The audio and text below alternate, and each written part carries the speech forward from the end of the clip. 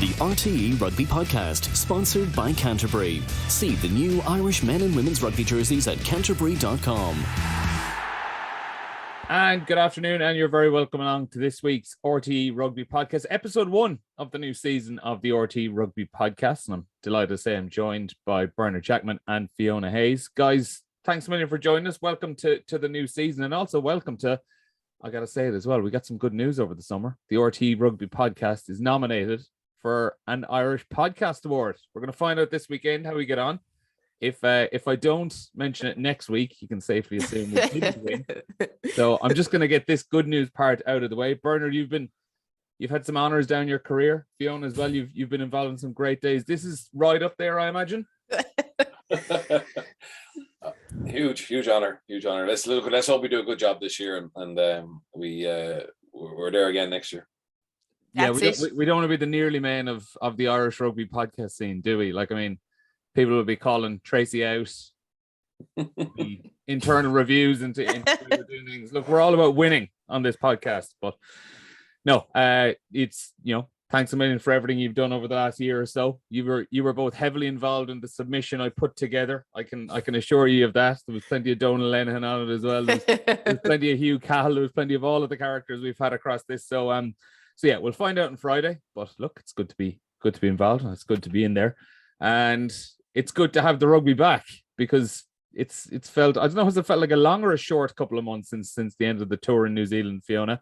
There's been a lot going on. There's a lot to get through for the new season, and we're going to start into it. We're going to start with the Emerging Ireland tour that's going to be happening over the next few weeks, because at some point today, we're not even going to talk too much about the players who might be involved or who we hope to see involved, because we're probably going to have a squad at some point today. So by the time you're listening to this, you'll probably know who's going to be in that emerging squad for South Africa. But I suppose just first up, Fiona, is it a good idea? It didn't really get too many ripple waves when it first came out. There was a bit of dissent towards it. Now that we're a couple of weeks on from that tour being announced, what are your general thoughts about it? Yeah, I think it's a great idea, Neil. Especially for these guys that are on the fringes, it's a chance for them to go over. I know Easterby's kind of going to be taking the reins over on this tour in South Africa, and it's a great chance for these guys to fall into the Irish systems and learn what it's like being on a tour and learning how to play at that level and play together. So I think it's really, really good. Obviously, the provinces might be a little bit upset, probably mightn't say it publicly, but a little bit upset because they've had their plans in place and they've had their pre-seasons, and I would imagine, but with the way it kind of came out, that it was probably in the back burner but wasn't really announced till later, and then coming into a new season it can kind of cause a bit upset and who's going to play what games, because I'm sure they pre-plan all that. But as from an Ireland going into a World Cup, and we've talked in the past about how sometimes if there's injuries that players haven't been able to step up the mark going forward, I think it's a great idea, because it'll get these players to that place and they'll feel comfortable. And we saw it especially over with the second Maori All Black game on the tour over there. I just thought these guys felt far more comfortable and they looked like they gelled a lot better together, not so much at the start of the first game, but I think it was a nervy thing, and it was really, really good to see it. Bernard, I don't know, I'm going to be devil's advocate on this one. How much of a benefit are we going to see in those Irish players because they've played against the Griquas and the Pumas? Yeah, I'm going to start the pot off disagreeing with Fiona. Sorry, Fiona. I think it's a terrible idea, to be honest. I think it sends the wrong message to the provincial coaches of where they stand in the pecking order. There was I think 40 odd players went away this summer. And they're going to be drip fed back into the season, and the URC is getting stronger, so points are going to count for a lot early doors, and to lose some of your key players, particularly when some of the internationals won't be back into full swing, could potentially lose provincial coaches points, and that could have potentially, cost them jobs long term. So I think it's harsh. I think if the quality of opposition was higher, I wouldn't be as against it, to be honest. And I know as a player, and I agree with Fiona, that touring is a special, and the chance to go away with a group of players representing Ireland is certainly a big draw. And obviously to get to work with Simon Easterby and Paul O'Connell, etc. as well.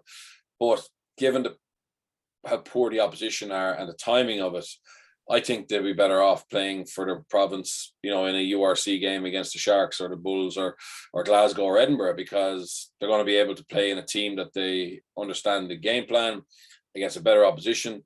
And I think it's more of a test. I mean, realistically, what can we find out? If Kieran Frawley has a storm against the Griquas, what's it worth? What's it worth? And also, I think the fact that we have this Ireland A game now against New Zealand, in November, Munster getting to play against the Springbok A's, etc. There's enough quality games over the next while, both in the URC. The URC is now a genuinely good competition. So that, from my point of view, that's why I don't think it's good timing. It's not good timing, but also it's not the right opposition to really judge people.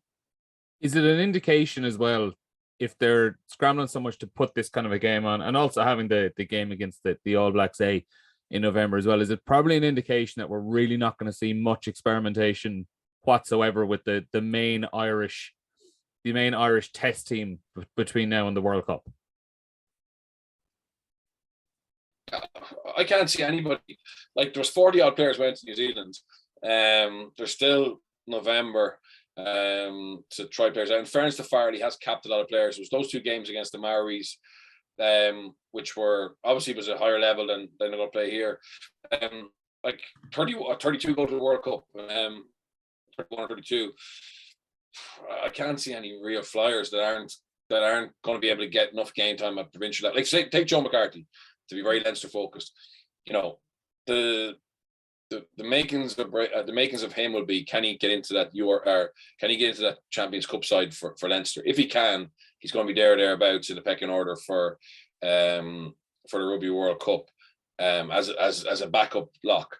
That I don't see this tour really driving any more forward. So that's kind of my opinion. And also, I just think it's unfair, as I said, to go back to those provincial head coaches. They understand that it's all about Team Ireland. They manage that relationship pretty well all the time, and they're very giving of players and do it in a very respectful way, because they understand their place in the pecking order. But I just think this sends a poor message in terms of the relationship between the union and the provincial coaches.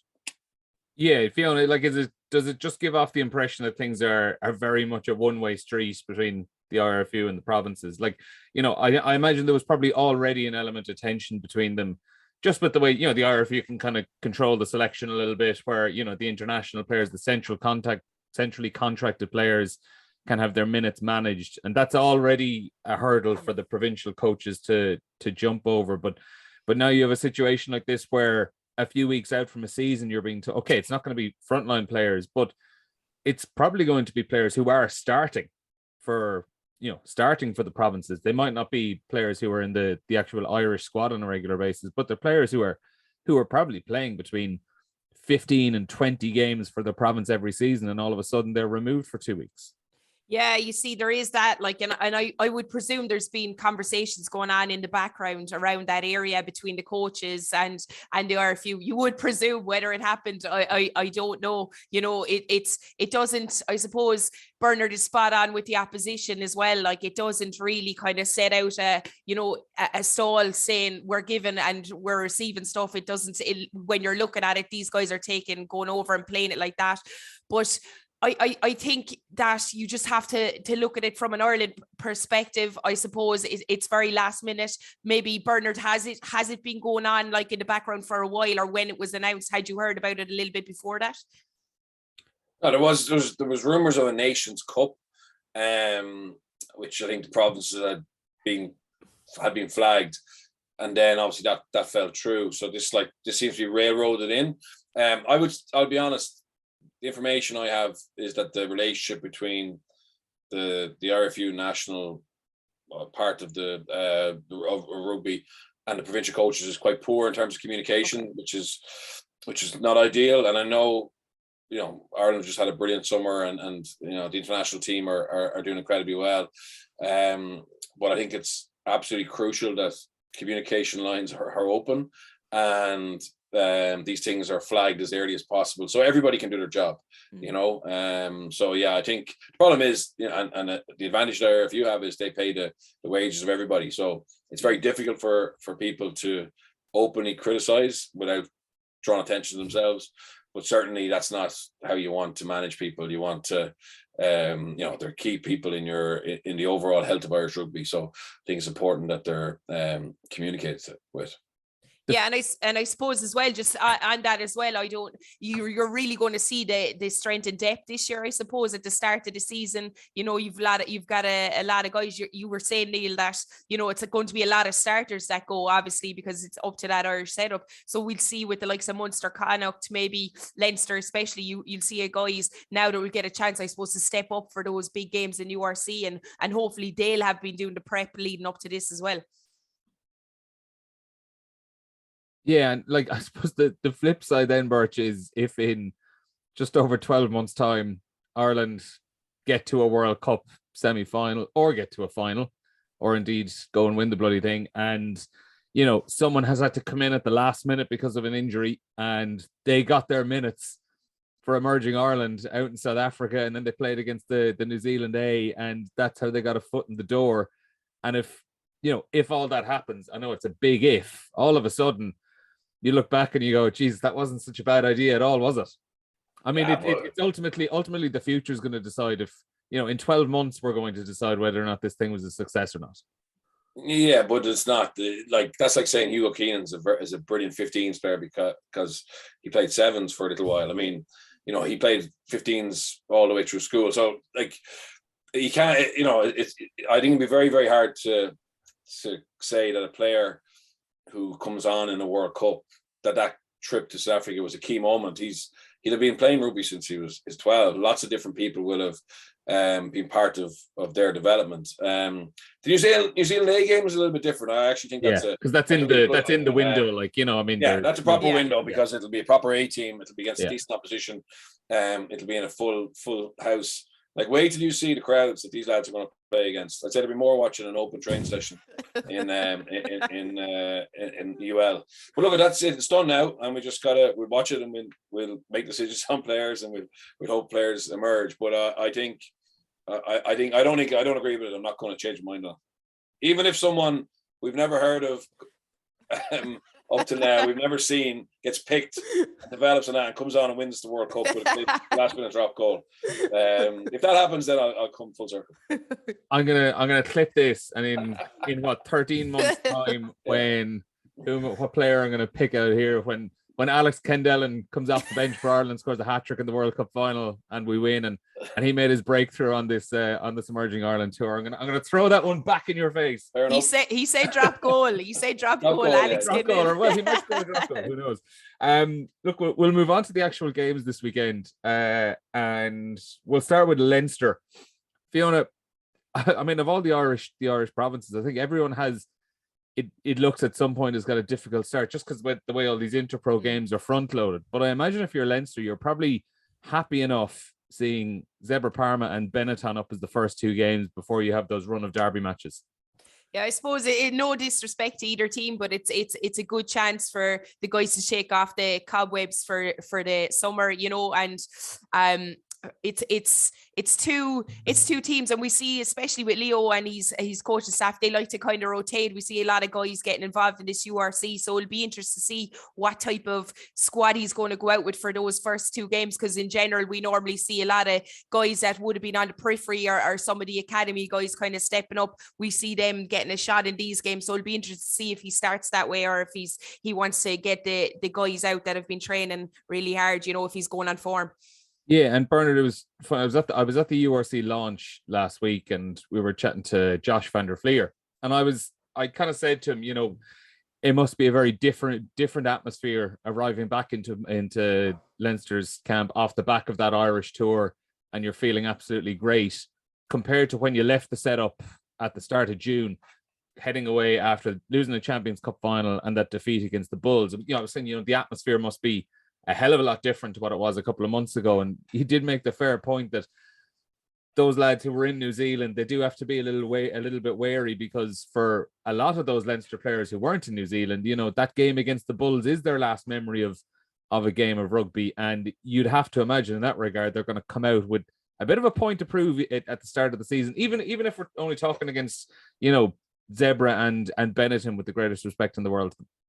Yeah, look, but I think pre-season generally is a great opportunity just to start fresh. So yeah, you can be sure that Stuart Lancaster and the coaches, they got the Bulls' defeat put out of the way pretty early in pre-season, and then it would have been all about building their new game model and giving guys opportunity. And the great thing about Leinster is there's always so much pressure coming from underneath, and then Charles Nagatai and Jason Jenkins will add two experienced campaigners to it who would have been there for pre-season with internationals away, and they've been out and about the province, and obviously only played one trial game, but that's Leinster's way. Usually they generally don't play too many games in pre-season. So I'm fascinated to see how Leinster adapt this year. They've been incredibly successful for 90% of the season with the game plan that they have developed, but unfortunately it's just coming up short now against big teams. And I think we have to say, it's not a coincidence anymore that they do get under pressure against physical teams like La Rochelle, the Bulls, Saracens, who can put a bit of a stranglehold on them and are very disciplined in their kicking game and how they defend. So what are Leinster going to do to adapt to that? Who's going to be the key playmakers? Obviously Johnny will play a lot of the big games, but he won't play every week. And who's going to step up to be the next 10? Will that be Frawley? Will it be Harry Byrne? Will it be Ross Byrne? Who would you like to see? Because I know you spoke about, I remember before the New Zealand tour, you were saying you wanted to see a little bit of Kieran Frawley at 10, and you thought that could have been an option. And obviously we did get to see him in certainly at least one. Yeah, he played both of the Maori games at 10. How did you rate him in that? Would you like to see more of him this season in that jersey going forward? Look, I think he's I do think he has the ability to basically be our third choice 10 at the moment. And I think Joey with Prendergast in Munster will have a better structure to his attack, and I think that will help him. And so I think that Joey's number 2 at the moment. I think it's wide open who's number 3, and obviously Harry Byrne was brought to New Zealand, didn't get to play through injury, which is unlucky on him. Ross Byrne has always got the big games when Johnny hasn't played for Leinster, and we're not sure that will change. But I do think I would love to see Frawley get a go at 10. I think he has a skill set, but also in fairness, Harry Byrne has a skill set as well as Ross does. But just neither of them have been able to just get that run of games that Ross has, but Harry has a lot of injuries. So I'd love to see them mix it up there, but it'll depend on how they want to play. It'll depend on how they want to play, who gets the shot there. But it's going to be interesting, and maybe that's what Frawley will go to South Africa to do, is play 10. And with Bernard, you were talking about, the Leinster and adapting to those bigger teams. I thought especially to start the last season, obviously you'd seen a lot of work, footwork, done around that contact area. And I thought they'd really, really improved. They haven't kind of got any bigger players in. So kind of what area of the game do you think they're going to be attacking, looking around that? Because it's obviously they're not going to have changed their physicality too much in the 6 months. Do you think it's going to be still footwork and kind of how they approach going that, or will we see less kind of attack around those areas? Yeah, no, I think the footwork obviously was important. I think Jenkins was brought in to give him a bit of bump. They'll obviously hope Joe McCarthy, with another pre-season under his belt, will give them physicality. Ronan Kelleher was injured for that kind of key stage last year. So, if you've got Kelleher coming off the bench or Dan Sheehan coming off the bench, that's a horrible prospect for the opposition. So I think they have added a little bit. Charles Nagatai, he's got a very good kicking game, very good Kiwi centre. So obviously probably won't play the big games if Gary and Robbie are fit, but it's another addition there. I just think they're going to have to. So if you just take La Rochelle game, for example, where the attacking shape that Leinster played, which was sensational against Connacht in the Viva, against Toulouse in the Viva in the Champions Cup, was very much through that pot of 3 off 9, with that centre forward staying square, being able to pull it back at the last minute. And and basically, really good detail around the lines of running around that, which was basically opening up the defence and then cutting them apart. They tried to do that pretty much exclusively against La Rochelle. And what Rog did and La Rochelle did was they just compacted their defensive line. They were very ball focused. They got a lot of line speed. They hit everything in sight, and then they chased after the breakdown to make the next phase slow. So I think that Leinster will need to look at not being as predictable in terms of the shape they play off rucks. And if this is very harsh, because as I said, 51 weeks of the year works. It has worked for them, or 50 weeks of the year. It was only the Bulls in La Rochelle where they came unstuck, and there's probably a bit of a hangover from La Rochelle for the Bulls game. But it did come unstuck, and they haven't got any silverware this year, which I'm sure has led to a huge amount of reflection and trying to find ways of doing things better. So, I think for me, that'll be interesting to see it unfold over the next couple of weeks and see what they're doing differently. And Fiona, I suppose ultimately with Leinster, it's just a case of how, the bar they've set themselves, where we're not really going to actually find out anything really new about them until April, May, and the bottom end of the season. Yeah, that's it. Now, I know Bernard mentioned shape there, so we might see a slight change in their shape, in their tackle shape. As you said, it worked for most of the season. It's that tail end. You see, there's that psychological thing around it as well. I think you said, Bernard, you touched it, saying that you think it's gone past that we now know it is like a bulk thing, or it is how they attack. So, but I think it's something that's in the back of their heads, and they don't seem to have that contest. They seem to play brilliantly, and we get to those tail end of the games. That's when we see defenses challenge them. But that's what the joy of rugby, isn't it? Because he talked about Rog has been studying that system and seeing how he was going to upset that in that final, and he was able to do that. It's a coaching ticket now, and it's a system to see if Leinster can understand maybe that the system they've played all season, that when it comes to those big finals, they might just slightly need to change up a few things just to get in the opposition coach's head as well. And Fiona, then Munster, they're opening up their away to Cardiff this Saturday. That game was pushed back from a Friday night kickoff due to due to everything going on in Britain at the moment. But in terms of Munster, we said there about Leinster, like ultimately we're not going to really find out about the success of what they're doing until the end of the season. But with Munster, obviously, it's a very different scenario in terms of, wins and losses. You want to see that relatively straight away. But what is it you're hoping to see just from them as a team, and from Graham Rowntree, Leamy, Mike Prendergast, and Andy Kyriakou as a coaching ticket over that first kind of block of games? What are the early signs you just kind of want to see from this Munster team?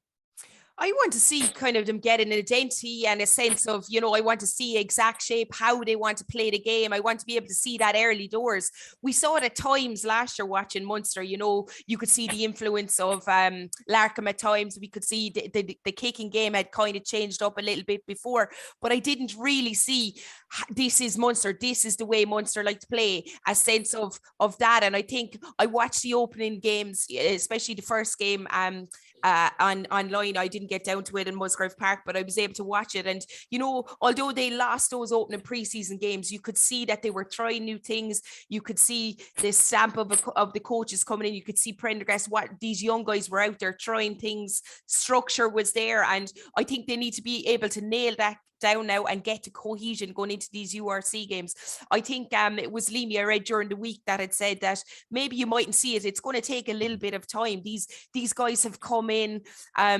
They're getting to know the players. They've been in different systems. They've like one in France, one up in Leinster. Everything is going to be changed. They have a Munster identity at heart. They're both born and bred, in that region, and they understand that Munster haven't been playing consistently well. And I would say they will want to come back in and gain that consistency, but also get these young guys that have been playing really good rugby through the academy, how they're going to get them to fit into that team going forward as well.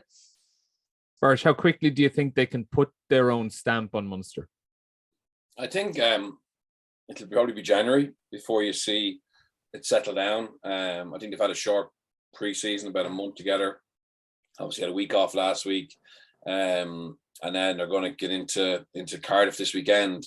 It's a lot of things to change. So we're going to see how Graham Rowntree sees the game. And obviously then you're going to have Mike Prendergast pushing his philosophy. You're going to have Dennis Leamy, you know, trying to implement a defensive system, and they all have to connect. And you know, and they don't work in unison. It's all lined up, you know. So how ambitious Mike wants to be from deep in his own half is going to affect, you know, Dennis's defense, and likewise how much, you know, of how much Graham wants his pack to get, you know, stuck in, lay down a marker in terms of the ratio of mauls or tight in plays will also affect, you know, both the attack and defense as well. So I think it'll be a little bit, you know, test it and feel it, and start to just merge it all together until they become really comfortable with each other. Like they have spent, you know, there's apparently, you know, they've tried to train much faster than they have in the past. Yeah, Leamy and Roundtree have both said that now. And so Graham and George Murray, etc., were there. So you know they know how they trained before. I think every team is training quite fast now. So, but the problem is when you're training fast, you know, you don't get a chance really to stop and correct it there and then because the pressure's on to get intensity in your session. So it's the next night, it's next afternoon or next morning, you know, with video meetings where you're trying to teach players what you want. So again, you know, you lose the opportunity to fix it live. But they'll get through it and they'll fix it. You get coaches, you know, you've got coaches now who've lots of experience. Probably Andy's probably the least experienced of them. But yet he was, you know, he's part of Cardiff, set up quite a long time ago. And he's been in the game 10 or 12 years, and Dennis would have picked up a lot of stuff in Leinster, you would feel. So I just think, yeah, it's the change of philosophy away from what, let's be honest, was a very conservative Johan van Graan type game plan, but without, I'd say, becoming, you know, the Fiji Sevens overnight. It's going to have to be gradual, and they're going to have to learn the skill sets of all the players and convince them, you know, that these changes will help to win more. But I've no doubt that they have the right people to do that. And Berto, you mentioned two people a little bit earlier on. You mentioned Joey Carvery and Mike Prendergast, and I think that's a pairing I'm really looking forward to seeing what one can get out of the other. Because I just, you know, obviously with Joey since the World Cup, things have just been so tough from between the injuries, and I think even last year, even the portions of the season when he could stay fit, they were mainly around Irish camps, where it was just by pure luck were the times when he was probably hitting his best form and when he was staying fit. So we haven't really seen too much of him playing his best rugby in a Munster shirt in the last few years. And you just think if you saw what Mike Prendergast would have done with the Racing 92 attack, and I know he was working with some of the best talent in the world, but obviously Joey Carvery, if he's treated right, he's absolutely capable of lighting it up. Yeah, for sure. And I think Mike will be excited to work with him and Ben Healy and Crowley. There's some good talent there. There really is. The Munster schools beat Leinster schools this year over the summer. There's definitely, you know, green shoots down there, you know, from a much maligned development pathway. I think there's actually some really good players coming through. And obviously like Casey and Kendall and stuff have come through all the way. But beneath that, there seems to be more talent than ever. Carvery particularly is a very, very talented player, but I do think he needs a structure around him. And last year it looked like Munster didn't have that, and he became, you know, he kind of ran up his own bum a lot in attack. But I don't blame him really, because it wasn't like everyone was on the same page, and I felt sorry for him a little bit. So now he's going to have an opportunity to come in, work under a coach who is very clear about what he wants, and will set the team up to give him that, and will make it much easier for Joey. So I think if Joey can be injury free, there's a real chance for him to find some really good form for Munster. Fiona. And with that, and with Munster, you're talking about a World Cup. He's got to know that, you know, his second choice for Ireland is kind of, we haven't seen him enough play. You know, he's been blamed a couple of times in Munster's attack towards the latter end of the season. Obviously, Bernard saying it's the structure around that and how he's played. So he's going to feel a little bit pressure. And I think with a World Cup year, he's the capabilities to really shine. We've seen it at times in games. It's just that consistency. And I think with Prendergast there and getting him getting that confidence out of him and really focusing on a game plan around him. Obviously, you've Healy coming through, and Crowley has been playing great rugby as well. But I do believe we will see the best of Carvery, because he does play well under pressure, but it's got to be lifted slightly off his shoulders as well. And he hasn't to be the sole focus of attack. And I think Mike Prendergast will be brilliant in creating outlets around him as well. Yeah, it's going to be really fascinating to see how Munster go this season. So they open up on Saturday, just after 3:00 away to Cardiff. That game's also on RT2. We're looking now at Ulster and Connacht. That's probably the big game of the weekend, certainly from an Irish perspective in the United Rugby Championship. Birch, Connacht's first 5 games away to Ulster, in South Africa against the Stormers and Bulls, and then taking on Leinster and Munster. Is that the toughest start any team has ever had in this competition? Yeah, it is. And I mean, it's at a time when Connacht traditionally, would look to target teams who had a lot of players away with international rugby and get some points on the board. They missed out in the top 8 last year. It's a big year for them. And it's an incredibly difficult start. And, they tried to get as much game time as they could, into players. They played 2 games in the same week. One group went to France, one group played in Athlone, which stretches their squad because they don't have the same depth as everybody else. So I think that they realize how important it is. It's a new coaching configuration, the same people doing different jobs, to try and get a little bit more out of them and change things up. Obviously brought in those players from Leinster who are hoping are going to give them a bit of an edge in terms of self-belief and preparation. But yeah, I think it's going to be hard for Connacht. It's going to be hard for them this year because, as I said, I think the URC is improving across the board. I expect Glasgow to be much better with Franco Smith, and I expect the Sharks, the Bulls, and the Stormers to be better this year. So I think it's going to be a tough one for them.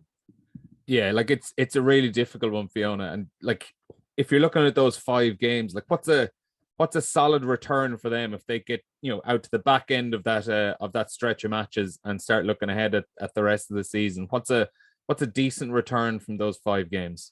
I think obviously you go out with the anticipation of winning all the games, but I think the home games will be, I think Munster at home will be a game they'll definitely target. And, obviously Ulster away, they would feel confident in that. They're good at taking scalps at the Irish teams away, especially. So I think they even 3 games would be really good for them. Whether they'll be able to get that points, I don't know. It's funny with Connacht, they've recruited really well, I think.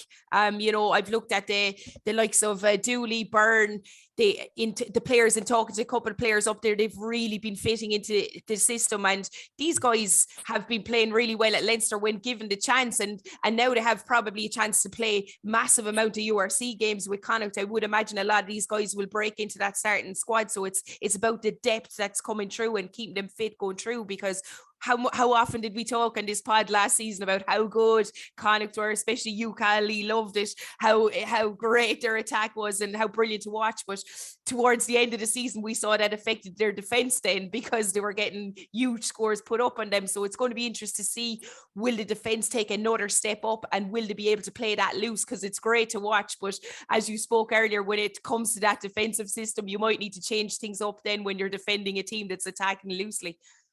On those signings, Birch, is Peter Dooley arguably the most important of them? Because that was an area they really struggled in last year. Like when they picked up a couple of injuries in the front row, and particularly at Loosehead, like they were scrambling around a lot, trying to fill out that front row team sheet. Yeah, they were, and they had to play a lot of young props, particularly away in Europe. I remember the Stade Francais game. They were just decimated, and they don't have much depth now. Dennis Buckley obviously had a big injury, but I think you've got Dooley and Buckley there as your kind of experienced loose heads. That's the type of depth they need, they've got 2 experienced hookers. They decided to keep Dominic Robertson McCoy tight head. I think they probably needed a better backup to Finney Beelum there, but I'm sure budget had a part to play in that. But yeah, if they're not able to be secure on their own scrum ball, if giving away scrum penalties on opposition ball, that tests their line-out maul drive, makes them have to play a lot of rugby in their own half, and that's exactly where Connacht don't want to be. So I think you're right. Peter Dooley could be a key man for them. And just on one of the other signings as well, like Australian, Irish qualified, decent little early track record in Super Rugby, winger Does Byron Ralston realize we're all just assuming he's going to be the next Mac Hansen? Like, does that man realize how much pressure we're putting on him? Look, I think if Andy Friend can pull another rabbit out of the hat like he did with Hansen, it'd be pretty remarkable. They've done very well with their recruits from Australia, overall. Even go back to Fenga, Jared Butler. It's been a really, good hunting ground for them. If that guy can have half the impact of Mac Hansen in his first year, I think we'd be delighted. And then Fiona and Ulster, like, they're obviously in an interesting position where, they need to improve, but it's only just those tiny little final percentages that they need to improve on. But if I can just focus on one player who I think is just going to be really interesting to see over this season, is Jacob Stockdale, because through injury, he was only able to play one match last season, and that was the first game of the season as well. He's been injured till then, managed to return in pre-season, got a try there recently enough as well. And with a World Cup coming up, when you see the list of wings who've kind of jumped ahead of him in the queue through the injuries he's had, it's going to be fascinating to see what he can do over the course of the season. But is it more important for him really to just concentrate on Ulster rather than Ireland at the moment? Yeah, 100%. Obviously, he's looking ahead at World Cup. It's in the back of your head, but I mean, it's only true form at Ulster is going to take him to that position in Andy Farrell's head. So, we know what he can bring. There was a lot of chat about him in the past. We depended, as Irish fans, we depended a lot on him, but we've seen that depth is after exploding. We've had these guys come through. Mac Hansen, we talked about it, and have played really, really well. You've low there. We've got Earlsey still hanging around, still doing his job. So I think, needs to focus on Ulster and how we can he will obviously get into that starting squad, and we know his ability. He's a big physical guy. He's someone you want on the pitch, but it's going to take a little bit of time for him to get to that level as well. And I think for Ulster, the first few games he's gonna be playing at home as well. If we see him in that opening round in the starting squad, his confidence will build and build. He's such a great player, and I think we saw especially when Ulster got towards the tail end of the season, there was a few injuries as well, especially on the wing. You really saw he was missed. We had like really good academy guys in there, are coming from that Ulster academy, but I think his bulk gets and especially the way he works with the centres, it just gets Ulster that go forward ball as well, and he was a huge loss to them. Yeah, I think Ulster in general, Birch, they're going to be interesting to see this year. If you look at their squad now compared to the players they brought in compared to the players they let go during the summer, are they in a better position now, do you think? Yeah, I think they are. I think it's just unfortunate for them. Vermeulen's going to be another year on, more mileage on the clock, and obviously, he'll be coming back from the Rugby Championship in a few weeks, and then obviously come back probably with South Africa for November. He's been good. He hasn't been probably as good on the field or as impactful as Coetzee in terms of like dominant displays, but I think he's given him a real edge. And is part of that because Nick Timoney has almost taken over that role a little bit? Yeah, Timoney has, to be honest. But I mean, I think Timoney and Coetzee together, Timoney's got better. He's had more impact, but I still think the game is dominated by people who can get you gain line. And when they had Timoney and Coetzee, that was pretty effective. Now, I'd said Vermeulen has added a lot to them off the field apparently. And he hasn't been bad on the field. He's been good, but just wonder how much energy he'll have in a World Cup year to give them those performances week in, week out. But they're very close. I think they really missing out last year. I mean, for Leinster to lose home advantage by losing to the Bulls, and for Ulster to have the opportunity of playing a final in Ravenhill, if they had beaten the Stormers, and it would have been against the Bulls, obviously, you would have fancied to win that, but they missed out. So just hard to see next year, them being equipped to go one step further. No, they're not a million miles away, but I just think that Leinster would be smarter at the tail end of the year, and that URC, which is probably the most likely competition for them, is getting harder to win. Yeah. And you're just with that as well. You're talking about recruits. I actually watched a bit of Jake Flannery in the warm-up game as well, and I think he's a good addition to the squad. Whether he'll get in, into that starting or backup position, but I just thought he controlled the game really well, and I think it's a really good move for him to get up there, because I can see him essentially pushing on. He's done really well, and you can see he wants it. And obviously down at Munster there was a lot of 10s in that position, and he decided to move up there, and I think he's going to be really good for that Ulster squad as well, because the depth, especially if Madigan or Burns aren't fit, he's someone that can slot in. He's very, very comfortable looking player in the systems that they're playing in the game I watched him play. Could you see him playing a little bit of 15 as well, potentially? Because I know he did that earlier, at under 20 level. Yeah, I suppose there's always Ireland that. We're maybe to be losing someone like Michael Lowry. I know Ulster have plenty of options anyway that they can cover across the back three, but if you're looking from Jake Flannery's perspective. Yeah, and you could see that Ulster aren't afraid. McFarland isn't afraid to do that. We saw Lowry go in at 10, as well. But he has the ability to play, 15. I think he played a bit at its schools rugby as well, and obviously 10. And I'm sure they will have that plan mapped out for him, and he will get a shot at both, because he's definitely someone for the future. His skill set, his kicking game is really, really good. It's just, where does he fit in? There's a lot of really good players in that position, and there is obviously openings. You have Hugo Keane, you've Lowry, but it definitely full back is somewhere he could potentially really excel at, and especially up in Ulster, you've seen that their back three lighted up at times. Final word for that game this weekend, Fiona. How do you see that going, Ulster or Connacht? I think Ulster are going to win it, especially at home. And Bernard? Yeah, Ulster at home. Yeah, Ulster win. All right, 2 Ulster wins there. That's probably where we're going to have to leave it. I was hoping to speak to you, particularly you, Birch, about the situation around Worcester and the wider implications for rugby, but I think it's such a big topic. It might actually almost be a podcast in and of itself down the line. So we'll certainly come back to that and go into it in plenty of detail. But from here in the RTÉ Rugby podcast, Bernard Jackman and Fiona Hayes, thanks a million for joining us, and we'll be with you again next week. Cheers. Thanks. Thank you. The RTÉ Rugby Podcast, sponsored by Canterbury. See the new Irish men and women's rugby jerseys at canterbury.com.